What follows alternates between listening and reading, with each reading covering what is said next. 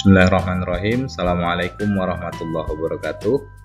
Selamat pagi, selamat siang, selamat sore, selamat malam untuk kita semuanya. Nah, bertemu lagi dengan Pak TW. Kali ini kita akan membahas tentang pemanasan global, materi IPA kelas 7 ya. Nah, baik, langsung saja. Baik. Nah, ini adalah satu fenomena di mana pernah terjadi di Jazirah Arab sana, terjadi badai salju. Nah, kenapa ini bisa terjadi? Padahal kita ketahui bahwa negara di Timur Tengah, ya, di Arab Saudi khususnya, itu merupakan negara dengan suhu yang sangat tinggi. Nah, ini bisa terjadi diakibatkan karena adanya perubahan iklim ya. Perubahan iklim yang menyebabkan munculnya fenomena seperti ini. Nah, perubahan iklim itu disebabkan karena adanya perubahan lingkungan. Jadi perubahan lingkungan yang kemudian akan lambat laun akan mengakibatkan perubahan iklim. Nah, perubahan lingkungan itu sendiri diakibatkan karena aktivitas manusia. Allah Subhanahu wa taala, Tuhan yang Maha Esa, itu sudah menciptakan segala yang ada di alam ini dengan keseimbangan yang sangat stabil ya. Tetapi aktivitas manusia, eksploitasi terhadap lingkungan, eksploitasi terhadap bumi ini yang mengakibatkan terjadinya perubahan lingkungan. Bagaimana kita ketahui penebangan hutan ya untuk dialihfungsikan secara besar-besaran. Nah, itu menimbulkan dampak yang luar biasa terhadap perubahan lingkungan. Akibatnya terjadilah perubahan iklim dan muncullah fenomena-fenomena yang jarang kita lihat. Misalnya juga di negara Cina pernah kita ketahui bahwa ketika badai salju di sana di musim dingin itu muncul matahari. Nah, itu juga diakibatkan karena adanya perubahan iklim.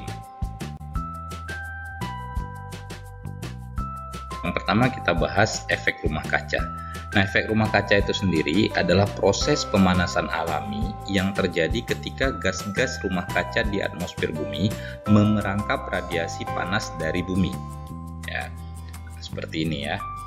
Jadi radiasi panas bumi itu terperangkap ya di bumi dikarenakan gas-gas rumah kaca ini sudah terlalu banyak jumlahnya, sehingga radiasi panas bumi itu tidak dapat lagi dipantulkan kembali keluar, namun terperangkap di atmosfer bumi. Nah, prosesnya kita lihat ketika radiasi sinar matahari mengenai permukaan bumi, maka akan menyebabkan bumi menjadi panas.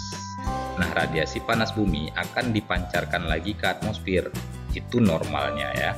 Panas yang kembali dipantulkan oleh bumi terhalang oleh polutan udara sehingga terperangkap dan dipantulkan kembali ke bumi. Jadi seharusnya dia dipantulkan lagi keluar atmosfer. Tetapi karena banyaknya polutan ya, mengakibatkan radiasinya itu terperangkap dan akhirnya dipantulkan lagi ke bumi.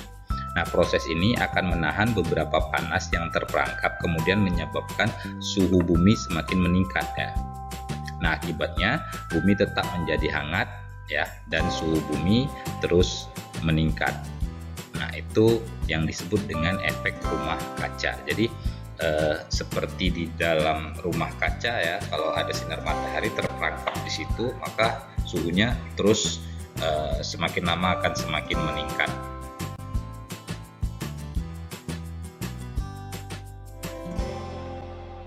Nah, selanjutnya kita lihat pengertian daripada pemanasan global ya.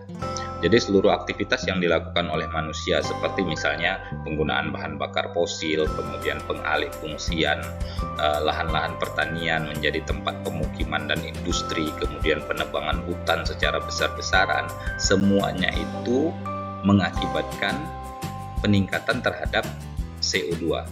Ya, jumlah CO2 pasti terus akan meningkat, sementara CO2 itu bisa diserap oleh tumbuhan, tetapi jumlah tumbuhan kan semakin berkurang dikarenakan penebangan hutan tadi, pengalihfungsian lahan pertanian tadi.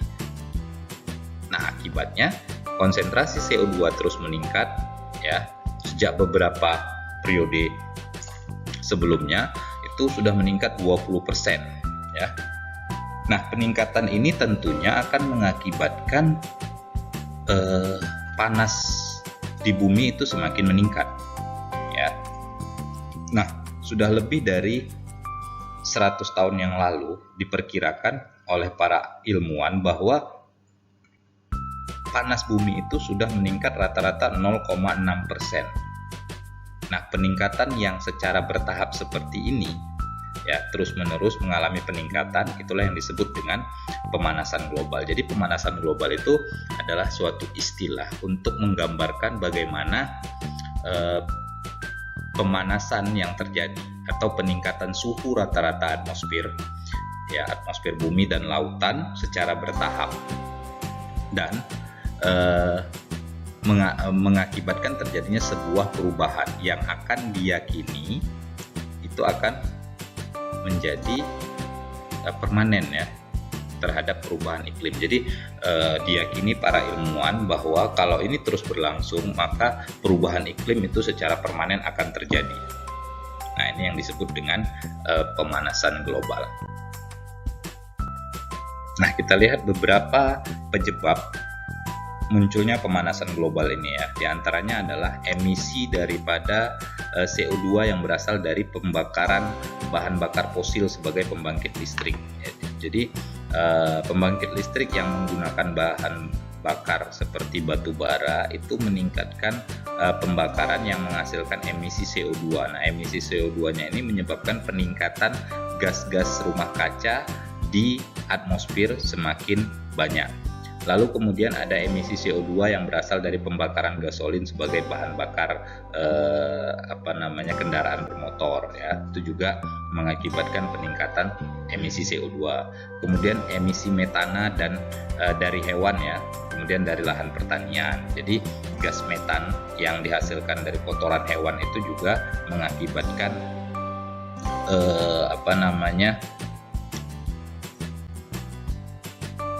pemanasan global semakin meningkat.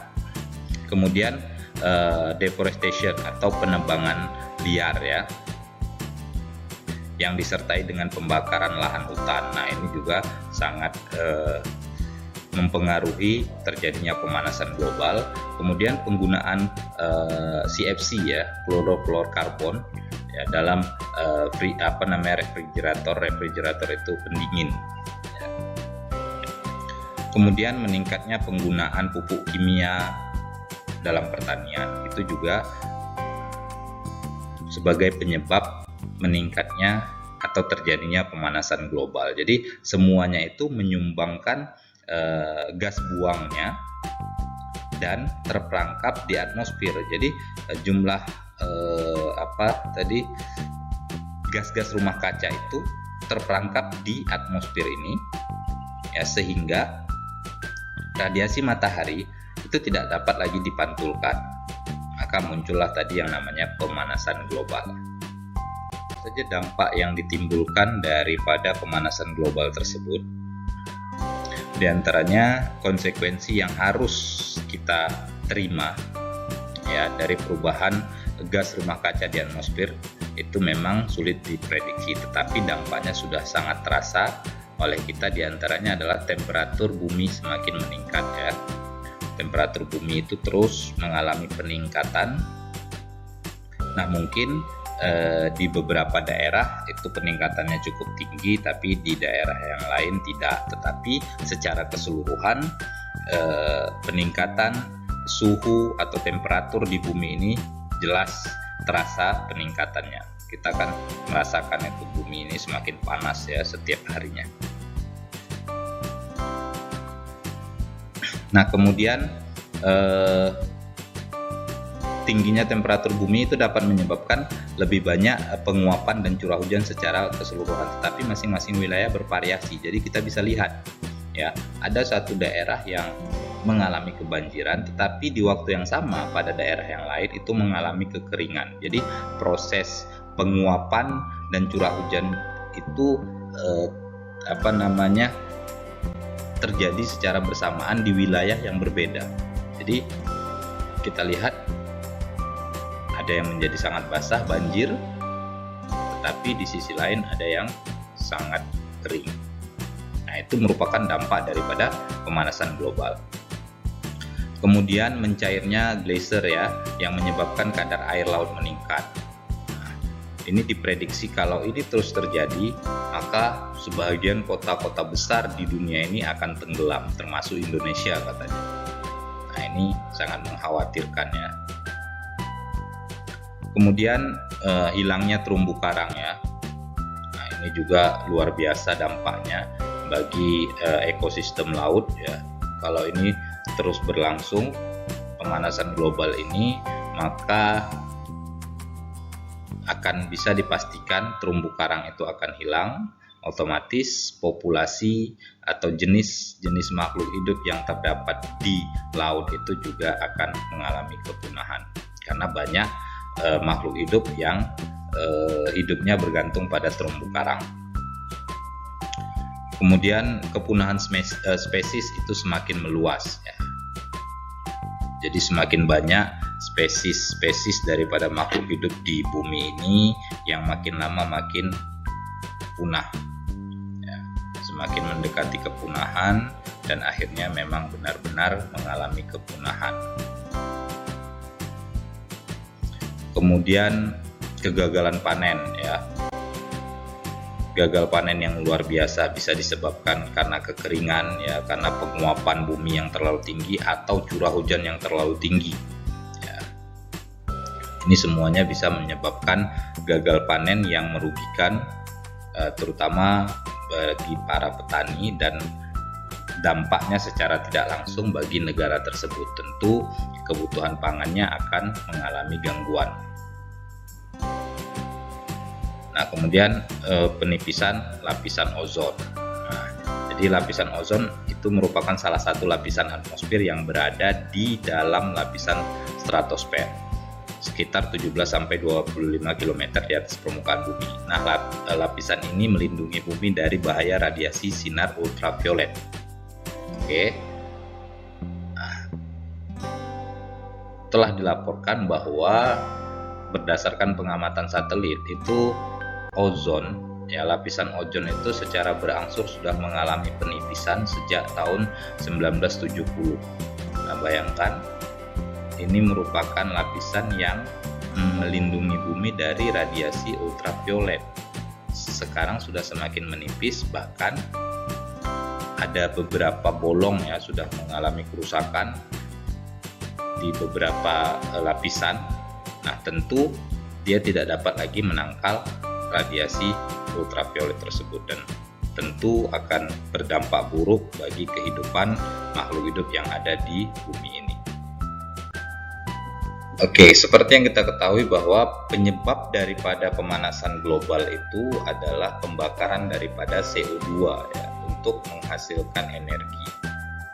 Kemudian besarnya penggunaan bahan bakar fosil ini untuk aktivitas manusia tentu akan meningkatkan kadar CO2 di udara. Lalu kemudian kerusakan lapisan ozon ya, ini juga merupakan salah satu contoh dampak dari aktivitas manusia yang mengganggu keseimbangan ekosistem dan biosfer. Nah, kondisi tingginya gas polutan di udara menyebabkan terjadinya pemanasan global. Jadi, bagaimana usaha kita untuk menanggulangi pemanasan global tersebut?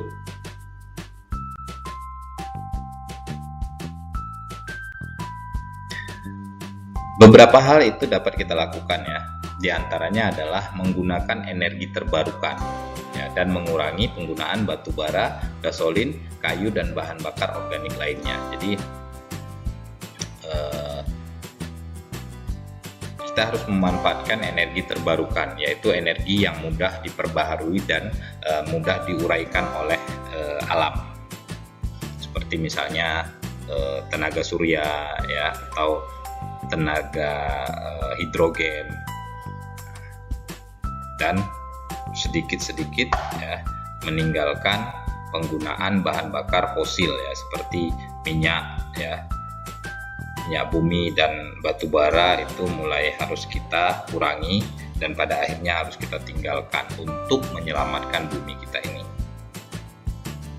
Kemudian meningkatkan efisiensi bahan bakar. Jadi kalaupun belum menggunakan bahan bakar yang terbarukan ya, sumber energi yang terbarukan, tapi kita masih bisa juga memanfaatkan energi fosil tadi ya, dengan efisiensi tentunya, peningkatan efisiensi ya, dengan cara misalnya kalau kendaraan bermotor itu lebih baik kita isi dalam jumlah yang banyak atau full ketimbang sedikit, karena kalau sedikit itu ada rongga di tangkinya sehingga mengakibatkan penguapan ya. Kemudian mengatur jarak ketika kita berkendara itu juga bisa meningkatkan efisiensi bahan bakar, karena pengereman mendadak itu membutuhkan pembakaran yang lebih besar ya. Kemudian menjaga tekanan ban, lalu kemudian menjaga kecepatan ya, kestabilan kecepatan itu juga merupakan langkah-langkah yang bisa kita lakukan untuk peningkatan efisiensi bahan bakar, dan ini merupakan salah satu cara untuk menanggulangi pemanasan global. Kemudian mengurangi deforestation ya, pengalihfungsian hutan. Penebangan hutan secara besar-besaran untuk dialihfungsikan menjadi lahan perkebunan ataupun menjadi lahan industri ya, atau pemukiman. Nah, itu harus dikurangi agar jumlah CO2 tidak semakin meningkat dan tumbuhan yang berperan sebagai penyerap CO2 ya, paru-parunya dunia itu juga tidak berkurang. Lalu kemudian mengurangi penggunaan produk-produk yang mengandung klorofluorkarbon CFC ya. Misalnya semprotan ya, semprotan terhadap serangga. Nah, itu kita kurangi karena dia mengandung CFC yang mana dapat membahayakan lapisan ozon. Lalu yang paling penting yang bisa kita lakukan adalah mendukung dan turut serta dalam kegiatan penghijauan ya, menanam kembali hutan. Walaupun kita misalnya tidak bisa menanami hutan, nah minimal lingkungan di sekitar kita itu kita tanami tumbuh-tumbuhan. Karena seperti yang tadi Bapak sampaikan bahwa tumbuhan itu mampu menyerap CO2. Jadi kalau jumlah tumbuhan semakin banyak, tentu CO2 yang sekarang ini beredar banyak di atmosfer kita itu dapat dikurangi oleh tumbuhan dengan cara merubah CO2 itu menjadi oksigen melalui proses fotosintesis, karena CO2 merupakan bahan utama dalam proses fotosintesis. Jadi kita harus dukung dan turut serta dalam kegiatan penghijauan.